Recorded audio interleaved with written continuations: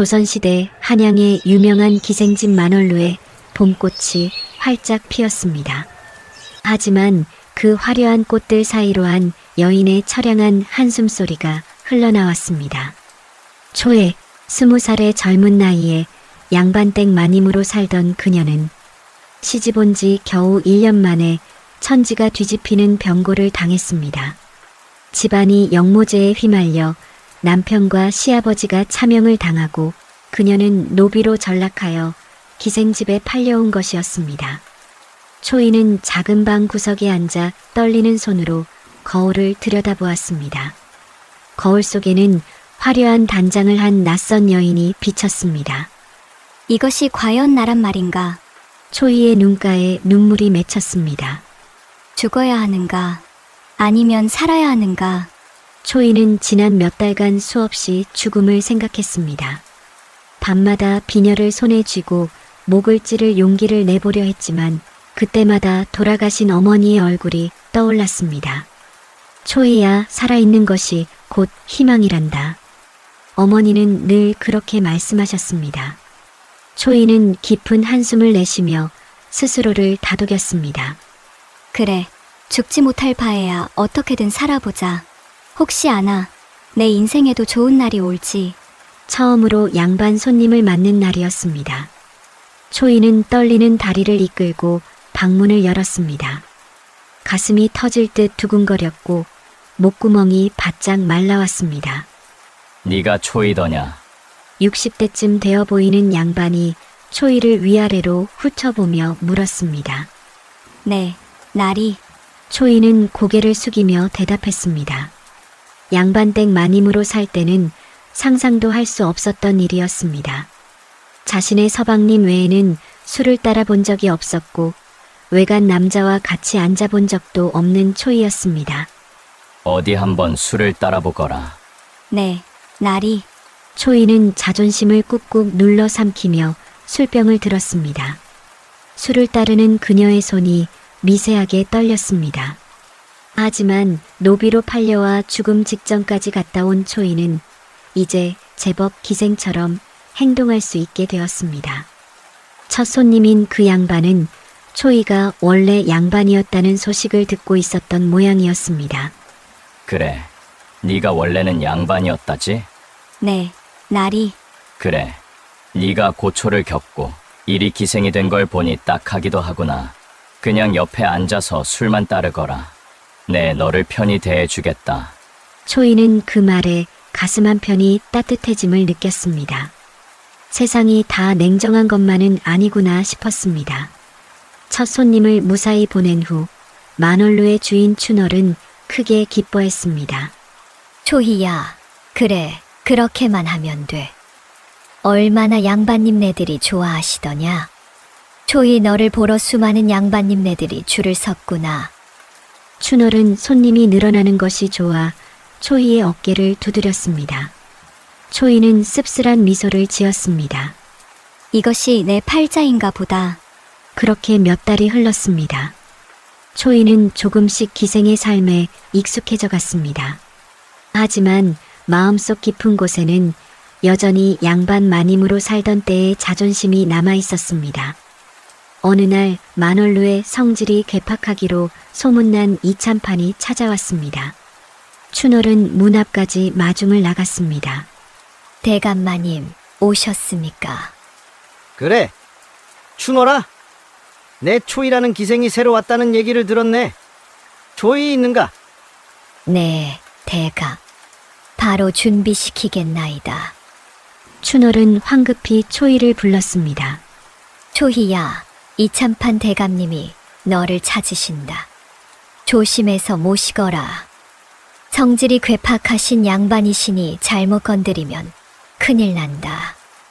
초이는 가슴이 철렁 내려앉았습니다. 이참판의 소문은 그녀도 들어 알고 있었습니다. 기생들을 함부로 다루기로 유명한 양반이었습니다. 이참판은 술상을 받고 초이를 기다렸습니다. 초이가 방문을 열고 들어서자 이참판의 눈이 반짝 빛났습니다. 오, 소문대로 젊고 아름답구나. 게다가 양반의 기품까지 있으니 아주 마음에 드는구나. 대감, 술을 올리겠나이다. 그래. 초이야, 술을 따라보거라. 초이는 조심스럽게 술을 따랐습니다.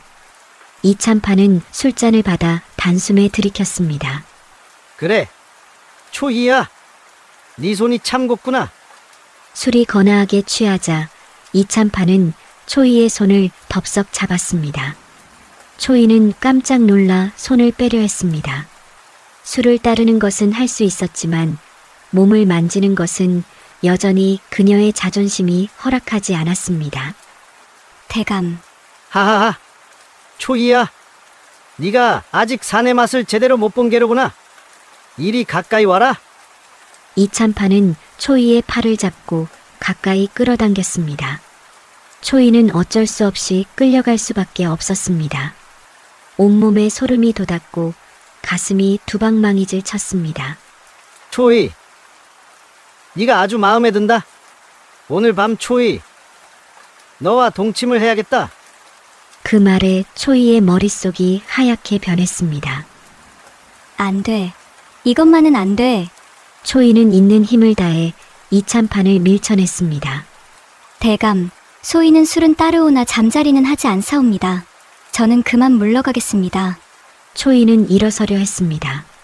하지만 이참판이 더 빨랐습니다. 뭐라? 감히 천한 기생년이 내 명을 거역하겠다는 것이냐? 이참판의 얼굴이 불그락푸르락 변했습니다. 초이는 떨리는 목소리로 대답했습니다. 대감, 아무리 천한 기생이라도 저는 제가 좋아하는 사내가 아니면 잠자리는 하지 않을 것이옵니다. 짝! 이참판의 손이 초이의 뺨을 후려쳤습니다. 초이는 그 자리에서 비틀거렸습니다. 뺨이 얼얼하고 입안에서 피맛이 났습니다. 네, 인연. 감히 나를 능멸하려는 것이냐? 오냐? 내가 내년의 버릇을 고쳐주겠다. 이리 나오너라. 이참판은 초이의 팔을 붙잡고 마당으로 끌고 나왔습니다. 초이는 필사적으로 저항했지만 소용없었습니다. 내 인연이 감히 나의 말을 거역하고 대드는 것이 매를 덜 맞아서 그런 것이다. 노비 인연이 어디서 감히 자존심을 내세우냐? 아직도 네가 양반인 줄 아느냐? 여봐라. 네, 대감 마님. 이참판의 하인 2명이 나타났습니다. 초이 인연을 몽둥이로 매우 쳐라. 하인들이 몽둥이를 들고 다가왔습니다. 초이는 공포에 질려 눈을 질끈 감았습니다. 이제 끝이구나. 바로 그때였습니다. 멈추시오. 매를 멈추시오. 갑자기 커다란 외침이 마당에 울려 퍼졌습니다. 사람들은 모두 깜짝 놀라 소리나는 쪽을 돌아보았습니다. 만월루에 심부름을 왔던 머슴 만석이가 나타나 크게 외친 것이었습니다. 사람들은 더욱 놀랐습니다. 만석이는 이 동네에서 바보라 불리던 머슴이었습니다. 만석이는 일을 잘해서 세경을 올려받으며 이 집 저 집 옮겨다니는 머슴이었으나 말을 한마디도 하지 않고 묵묵히 일만 하고 항상 웃기만 해서 벙어리 바보 만석이라 불렸습니다. 그 벙어리 바보 만석이가 갑자기 말을 하다니, 그것도 이런 위험한 순간에 동네 사람들과 춘월은 입을 떡 벌렸습니다. 초이도 놀란 눈으로 만석이를 바라보았습니다. 만석이가 어떻게 여기에? 초이는 만석이를 알고 있었습니다. 만석이는 초이가 시집가기 전 친정집에서 머슴으로 살았던 사람이었습니다. 말도 없이 묵묵히 일만 하던 만석이가 이렇게 나타나 자신을 구해줄 줄은 꿈에도 몰랐습니다. 그 매를 멈추시오. 그 여인을 제가 사겠소이다. 만석이는 한 걸음 앞으로 나아가며 말했습니다. 그의 목소리는 떨렸지만 확고했습니다. 춘월이, 내가 초이를 사겠소이다. 초이를 나에게 주시오. 300냥을 주겠소. 300냥이면 충분하지 않소? 춘월은 깜짝 놀랐습니다. 300냥은 엄청나게 큰 돈이었습니다. 초이를 넘겨주고도 남을 돈이었습니다. 만석이는 이참판 앞으로 다가가 무릎을 꿇고 간청했습니다. 대감 마님, 이제 초이는 더 이상 기생이 아닙니다. 대감마님에게 이제 수청을 들지 않아도 됩니다.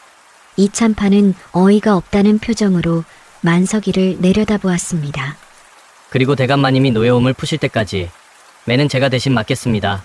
만석이는 고개를 조아렸습니다. 마당이 조용해졌습니다.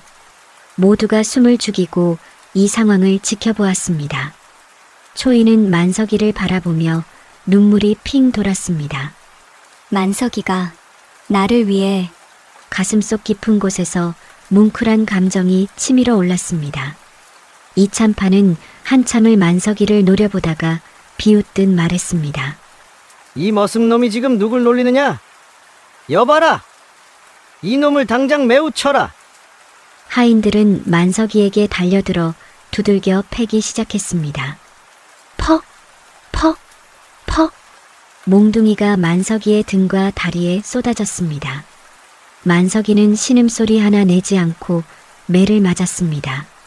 그는 초이를 바라보며 희미하게 미소 지었습니다. 만석아, 만석아. 초이가 울부짖으며 소리쳤습니다. 하지만 하인들은 멈추지 않았습니다. 결국 만석이는 그렇게 두들겨 맞아 기절하고 말았습니다. 이참판은 만석이가 기절한 것을 보고 혀를 찼습니다. 이년놈들 때문에 오늘 술맛 따버렸다. 재수가 없으니 그만 가자. 이참판은 옷을 털며 일어섰고 하인들을 거느리고 만월루를 떠났습니다. 초이는 쓰러진 만석이에게 달려갔습니다. 만석아, 만석아, 괜찮으냐? 초이는 만석이를 흔들었지만 대답이 없었습니다. 눈물이 주르륵 흘러내렸습니다. 춘월과 다른 기생들이 달려와 만석이를 방으로 옮겼습니다. 초이는 밤새도록 만석이의 곁을 지켰습니다. 차가운 물수건으로 만석이의 이마를 닦아주고 상처에 약을 발랐습니다. 만석이의 얼굴을 바라보며 초이는 생각했습니다. 만석아, 너는 왜 나를 구해준 것이냐? 내가 다칠 것을 뻔히 알면서. 초이의 마음속에는 묘한 감정이 일렁였습니다. 그것은 고마움이기도 했고 미안함이기도 했고 또 다른 무엇이기도 했습니다. 다음 날 아침이 되었습니다. 만석이가 신음소리를 내며 눈을 떴습니다. 초이는 옆에서 밤을 꼬박 새우고 있었습니다. 만석아, 정신이 드느냐? 아씨, 만석이는 가까스로 초이를 알아보았습니다. 만석아, 괜찮으냐? 얼마나 걱정했는지 모른다. 저는 괜찮사옵니다. 만석이는 일어나려고 애를 썼습니다. 초이가 황급히 말렸습니다. 움직이지 마라. 아직 상처가 아물지 않았다. 움직일 수 있사옵니다. 걱정 마시옵소서. 만석이는 천천히 몸을 일으켰습니다. 초이는 그런 만석이를 바라보며 물었습니다. 갑자기 어떻게 된 것이냐? 네가 말을 다 하고 300냥은 도대체 어디서 난 것이냐? 만석이는 잠시 망설이다가 입을 열었습니다. 아씨, 저는 사실 말을 할 수 있사온데 어린 시절 있던 절 스님께서 무건수행을 하라 하셔서 그렇게 말을 안 하고 있었사옵니다. 만석이는 자신의 과거 이야기를 꺼내기 시작했습니다. 만석이는 어렸을 적 부모를 여의고 산속 한 절에 맡겨졌습니다. 거기서 10살까지 동자승으로 살았습니다. 어느 날 주지 스님이 만석이를 불러 말했습니다. 만석아, 너는 스님이 될 팔자가 아니다. 너는 속세에서 재물을 많이 벌 팔자구나. 속세로 떠나거라. 그 대신 항상 무건수행을 하거라.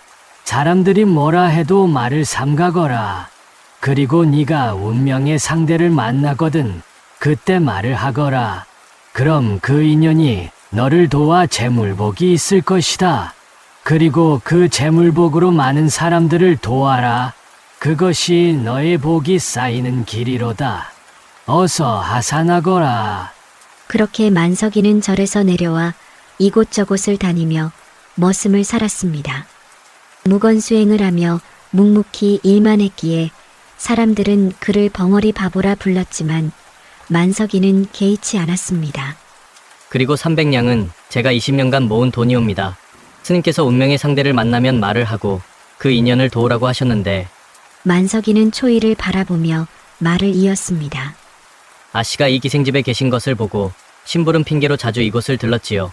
아씨를 멀리서나마 보러요. 그러다 어제 그런 일을 보게 된 것입니다. 초이는 만석이의 말을 듣고 깨달았습니다. 사실 초이는 만석이의 첫사랑이었습니다.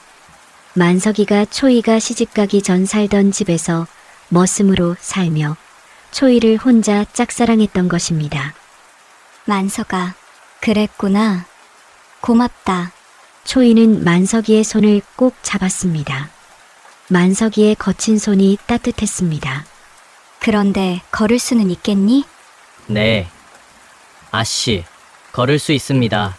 그렇게 만석이는 300냥을 춘월에게 주고 초이를 집으로 데려왔습니다. 30살인 만석이는 초가집 하나를 가지고 있었고 돈만 착실히 모으고 있었습니다. 벙어리 바보 소리를 듣고 있어서 장가도 못 가고 있었습니다. 아씨, 이제는 이곳에서 편히 사세요. 제가 아씨를 잘 모시고 살겠습니다요. 만석이는 초이에게 방을 내어주고 자신은 마루에서 잠을 잤습니다. 초이는 그런 만석이가 고마웠습니다. 만석이 집에 온 후로 초이는 열심히 집안일을 했습니다. 밥도 하고 빨래도 하고 만석이가 돌아오기를 기다렸습니다. 만석이는 동네 김진사 댁에서 머슴으로 살며 농사일을 하고 있었습니다. 동네 최고 일꾼이었던 만석이는 세경을 많이 받으며 일했습니다. 여기저기서 만석이를 데려가고 싶어 했습니다. 초이는 하루하루 집안일을 하며 생각했습니다. 이것이 나의 삶이구나. 이제 나는 만석이와 함께 사는 것이구나. 처음에는 낯설었지만 점차 이 생활이 편안하게 느껴졌습니다. 만석이는 항상 조심스럽게 초이를 대했고 초이는 그런 만석이의 마음을 느낄 수 있었습니다. 그렇게 초이와 만석이가 한 집에서 산 지 한 달이 지났습니다. 어느 날 저녁 만석이가 집에 들어와 초이와 같이 밥을 먹고 있었습니다. 초이는 밥상을 물리고 나서 용기를 내어 물었습니다. 저기, 만석아, 너는 나를 어떻게 생각하느냐? 네. 아씨, 어떻게 생각하다니요? 만석이는 당황한 표정으로 초이를 바라보았습니다. 내가 서방을 잃은 과부라서 싫으냐? 아니요. 무슨 그런 말씀을 하세요. 아씨는 제게 평생 아시지요. 그 말이 아니다. 만석아, 너는 내가 무슨 말을 하는지 모르느냐? 초이는 만석이를 똑바로 바라보았습니다. 만석이는 얼굴이 빨개졌습니다. 아씨, 무슨 말씀이신지요? 나를 여인으로 어떻게 보냔 말이다. 네. 아씨를 제가 여인으로 보다니요. 감히 제가 어떻게 아씨를... 만석이는 손을 저으며 고개를 흔들었습니다. 초이는 더 다가가 만석이의 손을 잡았습니다. 만석아, 나는 예전 네가 모시던 아씨가 아니다. 역적의 며느리가 되어 과부가 되었고 노비로 팔려가 기생이 되었다. 그리고 네가 나를 돈을 내고 데려온 것이 아니냐? 나는 이제 너의 여인인 것이다. 이제 내가 무슨 말을 하는지 알겠느냐? 만석이는 눈을 크게 뜨고 초이를 바라보았습니다. 아씨, 그럼 제가 어떻게 해야 되나요? 초이는 부드럽게 미소 지었습니다. 만석아, 이제 아씨라고 하지 말거라. 나는 이 집에 오는 순간부터 너를 지아비로 생각하고 있었다. 아씨, 정말입니까? 만석이의 목소리가 떨렸습니다. 그는 믿을 수 없다는 표정으로 초이를 바라보았습니다. 그래, 만석아. 초이는 만석이를 끌어안았습니다. 만석이도 조심스럽게 초이를 안았습니다. 두 사람의 가슴이 뜨겁게 뛰었습니다. 그날 밤 만석이와 초이는 정을 나누었습니다. 만석이는 초이를 소중하게 대했고 초이는 만석이의 마음을 받아들였습니다. 두 사람은 서로의 체온을 느끼며 이것이 진짜 사랑이구나 깨달았습니다. 며칠 후 만석이와 초이는 조촐하게 혼례를 치렀습니다. 동네 사람 몇몇만 불러 간소하게 지냈지만 두 사람에게는 세상 어느 혼례보다 뜻깊었습니다. 만석이는 예전 스님이 했던 말이 생각났습니다. 운명의 상대가 초이 아씨였구나. 아씨를 부인으로 두다니. 만석이는 초이를 많이 아끼고 사랑했습니다. 아침에 일을 나가기 전에는 꼭 초이의 손을 잡고 부인, 다녀오겠소라고 말했고 저녁에 돌아와서는 부인, 오늘 고생 많았소라며 초이를 안아주었습니다. 초이도 그런 만석이가 좋았습니다. 만석이는 자신을 진심으로 아끼고 존중해주는 사람이었습니다. 양반 서방이었던 전 남편보다 오히려 만석이가 더 따뜻하게 느껴졌습니다. 어느 날 저녁 초이는 만석이에게 말했습니다. 서방님, 저 서방님이 벌어오시는 돈으로 재산을 불리고 싶사옵니다. 그러시오? 부인 뜻대로 하시오. 나는 그런 거 잘 모르오. 만석이는 초이를 믿고 모든 것을 맡겼습니다. 초이의 친정아버지는 한양의 유명한 직관이었습니다. 풍수지리에 능통해서 왕가의 묘자리를 주로 봐주곤 했습니다.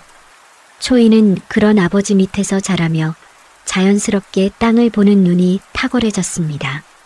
서방님, 서방님이 많이 벌어오시는 돈으로 땅을 사려고 합니다. 부인, 그래요? 부인 뜻대로 하세요. 저는 그런 거 잘 모릅니다. 네, 그럼 서방님, 제가 봐둔 땅을 사 모을게요. 초이는 며칠에 한 번씩 한양 주변을 돌아다니기 시작했습니다. 사람들이 쓸모없다고 여기는 땅들을 유심히 살폈습니다.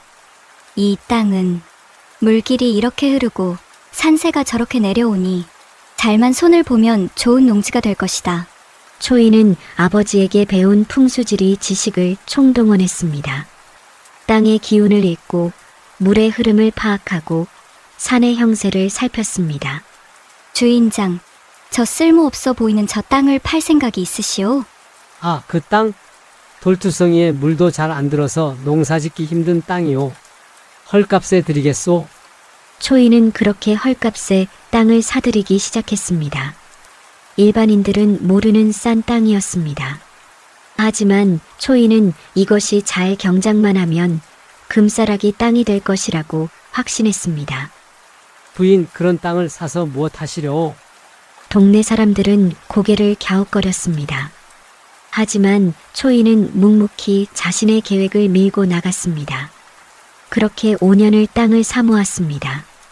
만석이가 벌어오는 돈은 모두 땅을 사는 데 들어갔습니다. 두 사람은 검소하게 살았습니다. 비싼 옷이나 음식은 사지 않고 오직 땅을 사는 데만 집중했습니다. 부인, 우리 이렇게 살아도 괜찮소? 서방님, 조금만 참으세요. 곧 좋은 날이 올 것이옵니다. 초이는 만석이의 손을 꼭 잡으며 말했습니다. 만석이는 초이를 믿었습니다. 어느새 큰 땅을 소유하게 된 만석이와 초이. 초이는 만석이에게 이제 머스미를 그만하고 산 땅을 개간하자고 했습니다. 서방님, 이제 우리가 산 땅을 개간해야겠어요. 서방님이 직접 하시면 틀림없이 좋은 땅이 될 것이옵니다. 부인이 그리 말씀하시니 그리하겠소. 만석이는 땅을 개간하는 재주를 가지고 있었습니다. 어릴 적 절에서 스님들과 함께 밭을 일구며 배운 기술이었습니다. 돌을 걷어내고 물기를 터주고 흙을 고르는 일을 만석이만큼 잘하는 사람이 없었습니다. 이 땅은 물길이 막혀 있구나. 여기를 파서 물길을 터주면 만석이는 날마다 해가 뜨면 나가서 해가 질 때까지 땅을 개간했습니다. 초이도 함께 나가 도왔습니다. 두 사람은 땀을 뻘뻘 흘리며 일했습니다. 부인, 쉬시오. 너무 무리하시면 안 돼요. 아니에요, 서방님. 저도 할 수 있어요. 두 사람은 서로를 의지하며 일했습니다. 힘들 때는 서로를 격려했고 지칠 때는 서로를 위로했습니다. 1년이 지나자 변화가 보이기 시작했습니다. 그 못쓰는 땅들이 금방 곡식을 심기 좋은 땅으로 바뀌었습니다. 부인, 보시오. 이 땅이 정말 좋은 땅이 되었소. 만석이는 흥분한 목소리로 외쳤습니다. 초이도 기뻐하며 만석이를 끌어안았습니다. 서방님, 제가 뭐라 했습니까? 이 땅이 금싸라기 땅이 될 거라고 했잖아요. 이듬해 봄 두 사람은 곡식을 심었습니다. 여름 내내 땀 흘려 돌보았고 가을이 되어 수확했습니다. 이렇게 많이 나올 줄이야. 첫 해 수확량은 기대 이상이었습니다. 동네 사람들도 깜짝 놀랐습니다. 만석이네 땅에서 곡식이 어마어마하게 나왔다더라. 그 쓸모없던 땅에서 말이야? 만석이 부인이 보는 눈이 있었나 보네. 그로부터 3년을 경작하고 곡식을 수확하니 어마어마한 양이 되었습니다. 만석이와 초이는 곡식을 팔아 또 땅을 샀습니다. 그리고 그 땅도 개간했습니다. 몇 년이 더 흘렀습니다. 이제 만석이는 동네에서 1000석 이상 가장 큰 곡식을 수확하는 부자가 되었습니다. 그리고 그 수만 평에 달하는 땅을 소유한 큰 땅 부자가 되었습니다. 부인이 좋은 땅을 사들여서 이렇게 큰 부자가 되었소. 아니에요, 서방님. 서방님이 일을 잘하셔서 그런 거예요. 두 사람은 금슬이 좋았습니다. 항상 서로를 먼저 생각하고 서로를 칭찬했습니다. 그 사이 초이는 아들과 딸을 낳았습니다. 아들은 만석이를 닮아 건강하고 씩씩했고 딸은 초이를 닮아 아름다웠습니다. 아버님, 어머님! 아이들의 웃음소리가 집안 가득 퍼졌습니다. 만석이는 아이들을 무릎에 앉히고 이야기를 들려주었고 초이는 아이들에게 글을 가르쳤습니다. 부인, 우리가 이렇게 행복해도 되는 것이오? 어느 날 저녁 만석이가 초이에게 물었습니다. 초이는 만석이의 손을 잡으며 말했습니다. 서방님, 우리는 마땅히 행복해야 합니다. 우리가 겪은 고난이 있기에 지금의 행복이 더욱 소중한 것이지요. 만석이는 고개를 끄덕였습니다. 그리고 문득 스님의 말씀이 떠올랐습니다. 그 재물복으로 많은 사람들을 도와라. 그것이 너의 복이 쌓이는 길이로다. 부인, 저 어려운 사람들을 좀 도와줘야겠소. 어떻소? 초이는 환하게 웃으며 대답했습니다.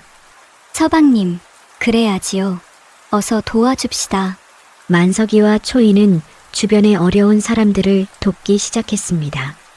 저희 집이 흉년이 늘어 먹을 것이 없사옵니다. 걱정 마시오. 이 쌀을 가져가시오. 만석이는 넉넉하게 쌀을 내주었습니다. 저희 아이가 병이 들었는데 약을 살 돈이 없사옵니다. 어서 이 돈을 가지고 가서 약을 사시오.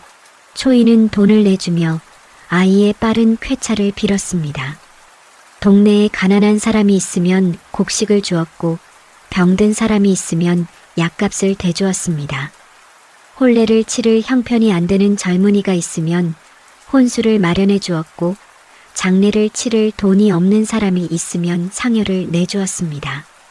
만석이 부부는 정말 큰 덕을 베푸시는구나. 그래, 저렇게 좋은 사람들이 부자가 된 것이 하늘의 뜻이로다. 마을 사람들은 만석이와 초이를 칭송했습니다. 두 사람의 집 앞에는 늘 감사의 인사를 전하러 오는 사람들로 북적였습니다. 두 사람은 마당에 앉아 손을 맞잡고 지난 날을 돌아보았습니다. 부인, 그때 제가 부인을 구하지 않았다면 어찌 되었을까요? 서방님, 그런 생각은 하지 마세요. 서방님이 저를 구해주셨고 우리는 이렇게 행복하게 살았잖아요. 초이는 만석이의 손을 꼭 쥐었습니다. 부인, 저는 부인과 함께여서 정말 행복하오. 저도 서방님과 함께여서 정말 행복해요. 두 사람은 서로를 바라보며 미소 지었습니다. 그때 만월로에서 죽으려 했던 내가 이렇게 행복해질 줄 누가 알았으랴. 만석이를 만난 것이 내 인생 최고의 축복이었구나. 만석이도 생각했습니다. 스님의 말씀대로 운명의 상대를 만나 큰 재물을 얻었고 그 재물로 많은 사람을 도왔구나. 그리고 무엇보다 초이 부인과 함께 행복한 삶을 살았구나. 해가 저물어 갔습니다. 저녁 노을이 온 마을을 붉게 물들였습니다. 만석이와 초이는 여전히 손을 맞잡고 앉아 있었습니다. 부인, 다음 생에도 부인을 만나고 싶소이다. 서방님, 저도 다음 생에도 서방님을 만나고 싶어요. 두 사람은 서로를 바라보며 환하게 웃었습니다.